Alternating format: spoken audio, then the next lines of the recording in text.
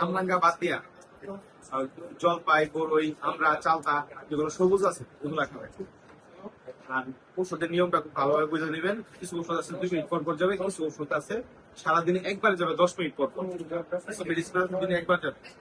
ওষুধ চলাকালীন কোনো সমস্যা হইলে সপ্তাহের মধ্যে আবার পরে যোগাযোগ করবেন। ঠিক আছে, যে নাম্বারগুলো আছে নাম্বারগুলো কুড়ি পাতার রস, তুলসী পাতার রস, আপেলের জুস, মালটার জুস, পেঁপের চিপস, এগুলো নিয়মিত খাইতে হবে। 1 মুঠ পরিমাণ থানকুনি পাতা নিবেন, 1 গ্লাস পানি দিয়ে একটু ব্লেন্ডার করবেন, গ্লাসের মধ্যে রেখে দিবেন। রোগী শারীরিক অল্প করে খাবেন। এছাড়া আপনি যদি চাই যে কোর্সল ফলে খাওয়াবেন, খাওয়াইতে পারেন, কোনো সমস্যা নেই। তবে অবশ্যই থানকুনি পাতার রস, তুলসী পাতার রস খাওয়াইতে পারেন।